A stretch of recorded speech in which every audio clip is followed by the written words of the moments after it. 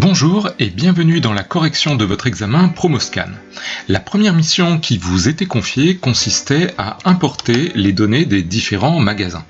Pour cela, nous devons d'abord ouvrir les fichiers du magasin et apporter quelques modifications. La première chose à faire, c'est de mettre sous forme de tableau. CTRL-L, je valide. La deuxième chose, c'est de rajouter une colonne qui va s'appeler magasin et dans laquelle on va avoir le numéro du magasin en question. Ici, nous sommes dans le magasin 1. J'aimerais répéter ça partout, par contre si je fais un double clic ici, on voit que les numéros se décalent. Ce que je vais donc faire, c'est que je vais juste marquer deux fois magasin 1, ici j'appuie sur CTRL pour dupliquer, je fais mon double clic et ça marche. Une autre chose que vous pourriez faire, c'est aller dans Création et indiquer qu'ici, le nom du tableau, c'est magasin 1. Est-ce que ça va marcher avec un espace? Non, ça n'est pas possible. Je vais donc ici faire magasin souligné 1 de manière à avoir le nom du magasin dans mon tableau lors de l'import. Maintenant que j'ai mis en forme les deux fichiers magasins, je vais pouvoir les importer. Je vais dans Données, obtenir des données à partir d'un fichier et je vais aller choisir le fichier du magasin 1. Une fois que le fichier s'ouvre, je vais choisir le tableau qui m'intéresse et je vais le charger. Une nouvelle feuille va s'ouvrir contenant ce magasin-là. Lorsque j'ai répété la même opération pour l'autre tableau, je me retrouve bien avec deux requêtes ici. Maintenant, je vais devoir les fusionner. Pour ce faire, je vais dans Données, je vais choisir ici Combiner des requêtes et je vais faire Ajouter. Ici, je prends les deux tableaux qui m'intéressent, je valide. On va laisser la requête se faire et on voit ici qu'il s'agit d'une requête qui va s'intituler Ajouter. Ici, nous n'avons pas grand chose à faire, à part peut-être sur la colonne date, nous avons la possibilité d'aller dans Transformer et de choisir un autre format. Ici, je vais prendre le format date. Une fois que vous avez terminé, vous allez pouvoir charger et comme je voudrais que l'on charge les données à un endroit spécifique, je vais faire fermer et charger dans et à cet endroit-là, je vais pouvoir désigner l'endroit où je voudrais que les données soient importées. Je vous avais proposé d'importer les données quelque part ici. Et maintenant, on va laisser Excel faire l'importation avec la requête append et on devrait avoir dans un petit moment nos données ici. Deux remarques à ce stade. Si jamais vous aviez rencontré des difficultés, vous pouviez tout simplement faire des copier-coller des données de chaque tableau l'un en dessous de l'autre et répéter ici le nom du magasin. Ça marchait très bien, simplement ça ne fonctionne pas très bien en termes d'automatisation. L'autre fichier que l'on souhaitait importer était dans un autre format, c'était un fichier CSV. Je vais donc dans l'onglet Données, je demande à importer des données à partir d'un fichier d'un CSV. Parfois, dans certaines versions, il y a marqué juste à partir d'un fichier texte. Je choisis mon fichier et je fais importer. Comme d'habitude, il y a un petit temps d'attente pour obtenir l'outil d'import. Ici, on vous décrit les informations. Alors à chaque fois, j'ai toujours ce petit décalage de la première ligne. Écoutez, c'est pas très important, on va faire charger. Vous pouvez, une fois que ça a été chargé, corriger ça si vous en avez envie, en tout simplement faisant un copier-coller ici et en supprimant la ligne. J'ai pas mieux pour l'instant. Bien sûr, si vous rencontriez le moindre souci pour faire vos requêtes, vos imports, etc., on pouvait tout de suite revenir aux méthodes un petit peu classiques. Je vais ici dans Magasin, très bien, c'est l'endroit où je veux coller les choses, j'ouvre le premier fichier, je sélectionne toutes les données, je les copie et je les colle, donc ça devrait être assez rapide pour vous. Allez, je vais le coller en 1, 2, 3. Bien sûr, je rajoute à côté la colonne magasin, je mets en dessous quelque chose comme magasin 1 et on fait exactement pareil, c'est-à-dire je duplique la première cellule et je fais un double clic, on voit que ça m'amène directement à la fin de mon tableau, hop, et voilà, et je fais pareil avec l'autre, je copie, je me mets juste en dessous ici et je colle et à nouveau je n'ai qu'à supprimer cette ligne là qui me gêne, hop, on la supprime et je peux faire pareil avec le magasin 2, hop, je le fais rapidement pour que vous voyez que c'était pas très compliqué, je double-clique et j'ai mes données, il ne me reste plus qu'à mettre sous forme de tableau et j'ai mon import, je peux commencer à travailler. Et c'est exactement la même chose avec le fichier CSV. Normalement, quand on double-clique dessus, il s'ouvre correctement dans Excel. Au pire, dans certaines versions, vous pouvez avoir la mauvaise mise en forme, c'est-à-dire qu'on n'a pas une séparation par colonne à chaque fois qu'il y a le point virgule. Pas de souci, on peut sélectionner les données. Ici, j'ai même sélectionné toute la colonne. Je vais dans Données, Convertir. J'explique à Excel qu'ici, on a quelque chose avec un délimitateur, un séparateur. Celui-ci, je crois que c'est un point virgule. On voit tout de suite que ça va marcher. Suivant, terminé, et on peut copier-coller les données dans notre fichier. Nous avons donc le bon format au niveau des dates, nous avons la colonne avec les différents magasins, on voit bien qu'on a magasin 1, magasin 2. Maintenant, nous allons pouvoir faire la fonction qui nous donne les jours. Alors, je vais le faire très simplement. Ici, je vais mettre le numéro du jour. Ici, je vais mettre le nom du jour. Le numéro du jour, on va commencer à la française avec 1 pour, lundi, que je ne me trompe pas. Ici, je peux sélectionner les deux informations, je descends jusqu'à dimanche. On est bien d'accord que l'on compte à la française. CTRL-L pour le mettre sous forme de tableau. Maintenant, ici, comment faire pour avoir les informations? C'est très simple, égal recherche V. Quelle est la formule qui me donne le numéro du jour? C'est jour-somme. J'ai besoin de prendre une date, je mets .2 puisque dans mon petit tableau, j'ai compté à la française, donc ce sera bien avec le .2. Maintenant, je mets mon .virgule, la table matrice, elle est ici, .virgule, le numéro de la colonne qui m'intéresse, c'est la 2. Pardon, si je le mets en majuscule, ce sera mieux. Et ensuite, j'ai besoin de savoir vrai ou faux. Ici, on veut une correspondance exacte. Et j'ai bien mes éléments de jour. Juste pour vérifier, je vais ici me mettre dans le format pour essayer d'avoir la date longue. Et je vois bien que ici, on a bien des dimanches et un jeudi au milieu. Ça a l'air de fonctionner. Pour obtenir le nom du rayon en fonction du produit, je dois d'abord faire un petit peu de nettoyage. Il me semble que ici, dans Produit, je dois extraire le code du rayon qui est ici. Alors, je vais faire une première solution, je vais taper 1, je vais essayer de retaper 1 ici et de voir si, par hasard, le remplissage instantané fonctionne. Ça n'a pas l'air d'être brillant. Je fais une deuxième tentative avec ici dans Données, après avoir sélectionné les infos, quelque chose. Vous voyez qu'il se trompe complètement parce qu'ici, il prend le premier chiffre de l'article en croyant que c'est ce que je voudrais.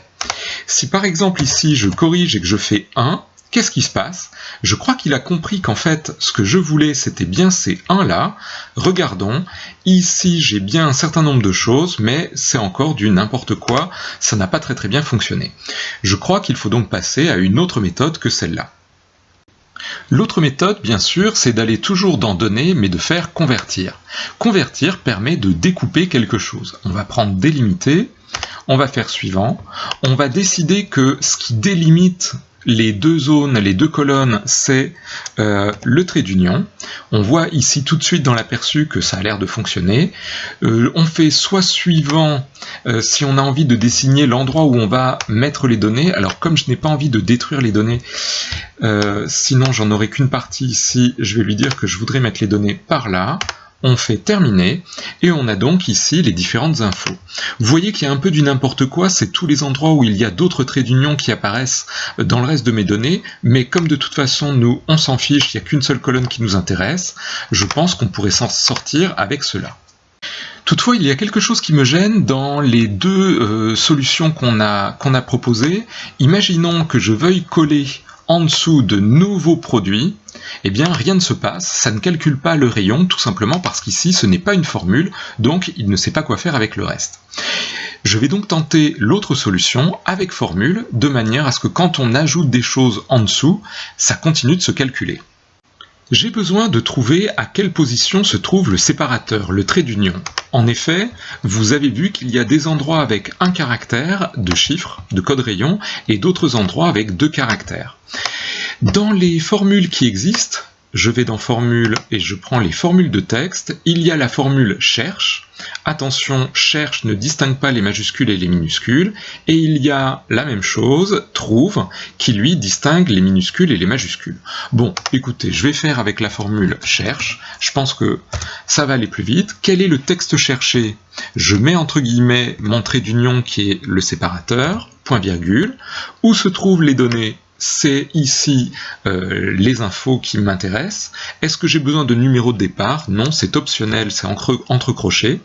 Et ici, je vois bien que soit le séparateur se trouve ici après 2 caractères, soit après 3 à certains endroits.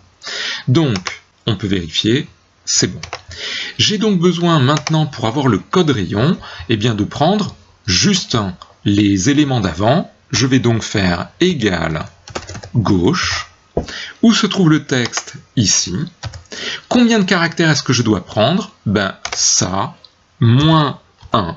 Puisque, en effet, moi ce que je veux, c'est pas l'endroit où se trouve le trait d'union, c'est le nombre de caractères qu'il y a avant. Je mets ma parenthèse, et ici, je vais avoir le code des différents rayons. Ça a l'air de fonctionner. Ici, 2 stratégies sont possibles. Soit vous faites venir dans la feuille des produits l'intitulé du rayon et ensuite vous faites votre recherche V à partir d'ici, ou vous faites tout à partir de la feuille magasin. C'est ce que je vais faire, mais vraiment, tout est possible à ce niveau-là. Pour avoir le code du magasin, je vais faire, devinez quoi, une recherche V. Je vais prendre le code de mon produit, point virgule, je vais aller dans la feuille produit, je vais prendre à partir des produits, et ici il me faut quelle colonne? 1, 2, 3, 4, 5, point virgule 5. Est-ce que je veux une recherche exacte ou approximative? Ce sera recherche exacte. J'appuie sur Entrée et j'obtiens bien les codes produits. Maintenant, je fais la même recherche V, mais avec une autre feuille. Attention, est-ce que ça va fonctionner? J'ai le code du rayon, il me faudrait le nom du rayon. Allons voir dans la feuille rayon comment ça fonctionne. Attention, ici il y a un petit piège. Je crois qu'il vous faut inverser vos colonnes de manière à ce que cela fonctionne. Je reviens dans Magasin. Ici, je veux donc le rayon si j'y arrive. Égal recherche V, je veux à partir du code rayon aller chercher les infos qui m'intéressent. Je retourne donc ici dans rayon, je vais prendre le code du rayon, point virgule, je vais faire la deuxième colonne, point virgule, et je veux une recherche exacte à nouveau, je vais donc prendre recherche faux ici. Rien ne marche, qu'est-ce qui s'est passé ? Lorsque nous avons fait tout à l'heure notre formule ici, gauche, etc., il s'est passé quelque chose, le résultat est aligné du mauvais côté. En fait, vous vous souvenez qu'avec les formules de texte, le résultat ce n'est pas un chiffre, c'est le nombre de caractères ou les caractères. Il faut, pour que cela fonctionne, mettre quelque chose devant qui s'appelle CNUM. Je vais à la fin de ma formule, je mets ma parenthèse. Désormais, on transforme tous nos résultats, les premiers caractères, en chiffres. Et devinez quoi, je crois que ça nous aide énormément ici pour notre recherche V. Il existe bien sûr une alternative à CNUM que tout le monde ne maîtrise pas. La première chose, c'est de sélectionner les données, de les copier, de les coller à côté. Alors bien sûr, comme on a déjà un problème de format, on va essayer de se débarrasser des formats. Et ici, donc, je l'ai collé en valeur. Regardez, on a tout de suite des triangles verts partout, une alerte sur le côté. On clique dessus et il nous demande si on a envie de convertir tout cela en nombre. Et c'est terminé. Si je veux donner un nom à certaines gammes de scores, je dois d'abord aller dans la feuille prédiction et remettre un peu les choses en ordre. La première chose, c'est que je vais avoir besoin, ici, de mettre le bon ordre, puisque vous savez qu'on doit commencer toujours du score le plus petit au score le plus grand. Donc, je choisis ceci. Ensuite, j'ai besoin d'une colonne avant qui me dise à quel niveau le score commence. Je vais donc faire clic droit, insérer colonne de tableau à gauche, et c'est ici que je vais mettre mes scores. On va donc commencer ici à 0. Ensuite, on va avoir 0.7, attention, on veut que cet élément-là, 0.8, ok, 0.9, et pour le dernier, 0.95. Je crois que maintenant, nous pouvons faire notre recherche V. Je vais dans Magasin, égale recherche V, je prends le score, point virgule, je vais dans les prédictions, je commence ici à cette colonne-là et du coup je prends toutes mes données, point virgule, la colonne qui m'intéresse c'est laquelle? Celle qui contient l'intitulé, c'est la seconde colonne, et cette fois, attention, je voudrais quelque chose avec vrai, c'est-à-dire une recherche approximative puisque les scores sont entre ces seuils-là. J'appuie sur Entrée et j'ai bien mes scores qui ressortent. Pour afficher l'indicateur de réalisation, c'est-à-dire des icônes de mise en forme, ici, j'ai besoin, il me semble, d'avoir quelque chose de numérique. Or, malheureusement, la concrétisation est indiquée ici avec des oui et des non. Je vais donc utiliser la formule si pour convertir les deux. Si ça, c'est égal à oui, alors je mets 1, sinon je mets 0. J'ai ici du numérique. Je peux sélectionner mes données, je peux aller dans mise en forme et choisir un jeu d'icônes. Alors, choisissons celui-là. Et ici, on a nos informations. Quand c'est oui, ça me donne l'info, c'est très bien. Par contre, je voulais avoir uniquement l'indicateur. Je vais aller dans mise en forme, je vais gérer les règles. Ici, je choisis la règle qui m'intéresse et je la modifie. Je vais cocher afficher uniquement l'icône. Maintenant, lorsque je valide, j'ai juste mon indicateur et c'est bon. Pour mettre toute la ligne en couleur, j'ai besoin de faire une formule et je pense qu'il est plus simple de la faire dans une colonne plutôt que d'essayer de la faire dans la mise en forme conditionnelle qui, je vous le rappelle, ne termine pas les parenthèses, ne met pas la couleur, ne vous propose pas les noms de formules. On le fait donc ici. J'ai besoin d'avoir deux conditions. Pour faire cela, je pense qu'il faut faire un « et ». D'abord, il faut que les prédictions soient supérieures à 0,95, point virgule, deuxième condition, que la concrétisation soit malgré tout égale à non. Je pense à bien fermer la parenthèse du « et ». Si tel est le cas, je vais donc afficher quelque chose, par exemple, ici on va mettre 0, sinon je vais mettre 1. On a ici nos éléments et on va pouvoir faire notre mise en forme conditionnelle. Pour faire notre mise en forme conditionnelle, nous devons d'abord faire la bonne sélection. Ici, je prends tout mon tableau, sauf les en-têtes, et la cellule active, c'est donc celle-là. Je vais dans mise en forme conditionnelle, je fais nouvelle règle, je descends pour choisir avec formule, et vous vous souvenez, on choisit une couleur moche pour que cela soit repérable. Maintenant, je vais faire ma formule pour cette ligne-là. Ici, pour que cette cellule soit en jaune, il faut que ça, ce soit égal à 0, par exemple.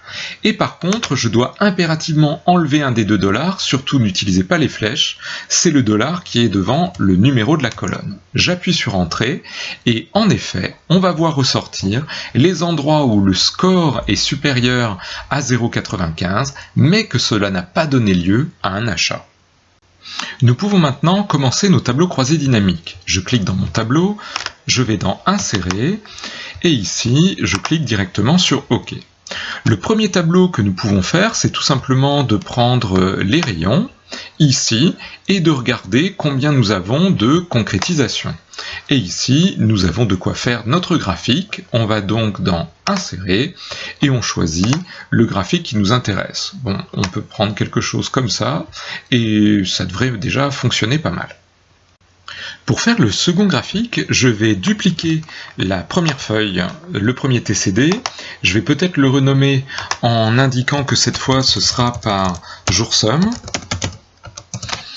Je vais supprimer le graphique de manière à ne pas faire cracher mon Excel parce que cela arrive souvent et je vais modifier quelque chose. À la place des rayons ici, je vais prendre mon jour de la semaine. Ici, j'ai bien mes lundi, mardi, etc. Et ici, ce que je voudrais voir apparaître, c'est les concrétisations, c'est-à-dire savoir non seulement combien il y en a, mais combien il y en a à oui, combien il y en a à non. Maintenant, je peux aller dans Insérer, et je peux faire soit graphique recommandé, c'est peut-être le plus simple, et choisir la version empilée, pour voir jour par jour combien il y a d'éléments à oui et à non dans chacun des magasins. Vous pouvez maintenant copier, coller ou couper, coller vos graphiques sur votre feuille de tableau de bord, il y a peut-être un petit peu de mise en forme possible. Par exemple, sur le premier graphique ici, je crois qu'on pourrait cliquer sur un des chiffres, aller dans Données et essayer de changer un petit peu l'ordre des choses ici. Vous voyez que quand on est dans le tableau de bord, hop, cela nous met du coup les choses dans le bon ordre. Les autres éléments, ça va être peut-être tout simplement de cliquer sur le plus. Je pense pas qu'on ait vraiment besoin de cette légende ici, donc n'hésitez pas à la supprimer si vous n'en avez pas besoin. Hop, ça va marcher. Et ensuite, ce qu'il va nous falloir, c'est mettre ce que l'on veut connecter, à savoir les segments. Je clique sur un des graphiques, je vais dans Analyse, et je vais faire insérer un segment. Alors, je pense que là où on en est, les chances de plantage sont assez fortes, donc pensez à enregistrer très régulièrement. La première chose que je voudrais faire, c'est par intitulé de prédiction. La deuxième chose, c'est par magasin. Je vais cliquer sur OK et on va voir si mon Excel arrive à survivre à ces manipulations. Pour l'instant, ça a l'air de fonctionner. Je vais donc mettre ici mes éléments. Et ensuite, l'autre chose qui pourrait être intéressante, c'est peut-être de mettre une chronologie. Mais comme ici, on a déjà des jours, c'est peut-être pas nécessaire. On s'arrêtera donc là pour cette fois-ci. Il est donc possible maintenant de connecter les segments s'ils ne le sont pas déjà.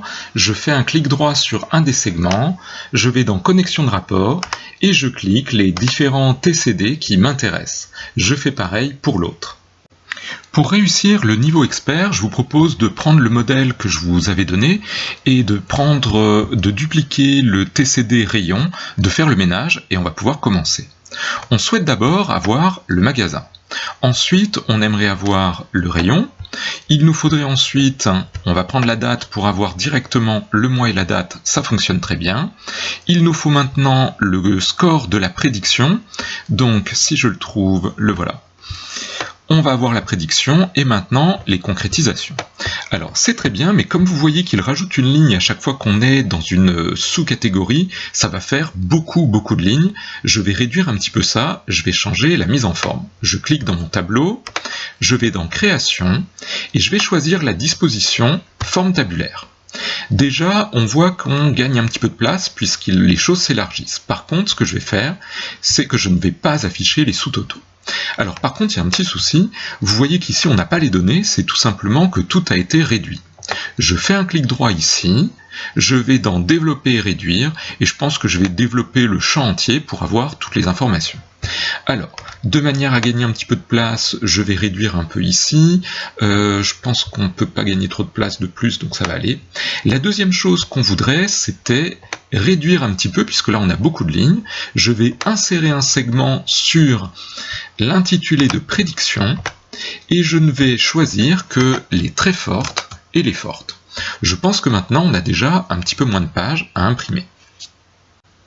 Pour insérer un saut de page à la fin de chaque changement de rayon, il faut cliquer dans la colonne des rayons, faire un clic droit et aller dans Paramètres de champ. Ici, vous avez l'onglet Disposition et Impression, et ce que l'on voudrait, nous, c'est cliquer ici pour insérer un saut de page après chaque élément.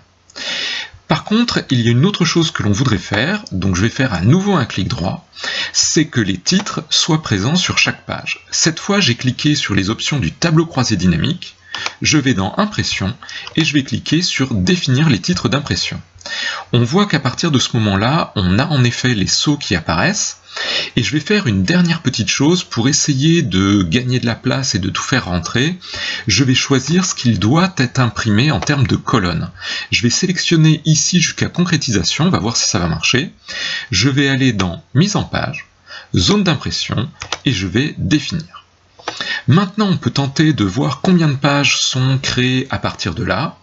Je clique dans mon tableau, je vais dans Fichier, Imprimer. Je clique si je ne l'ai pas sur l'aperçu et ici je vois le nombre de pages qui va m'être proposé. Vous pouvez ensuite affiner en réduisant par exemple les marges ici ou la taille de certaines colonnes pour tout avoir. Si je prends par exemple sur marge étroite, je gagne déjà pas mal de place, je n'ai plus que 9 pages à imprimer. Voilà, je tenais à vous remercier pour cette année en votre compagnie. J'espère que de votre côté, vous avez appris un certain nombre de choses sur Excel. Pensez à continuer à vous former puisque les nouveaux outils arrivent, notamment Power BI. Et si jamais vous avez l'occasion, n'hésitez pas à m'envoyer des fichiers de données qui pourraient me servir. Oui, évidemment, il faut que je fasse les examens des prochaines années pour les futurs étudiants. En attendant, très bonne continuation à vous. À bientôt. Au revoir.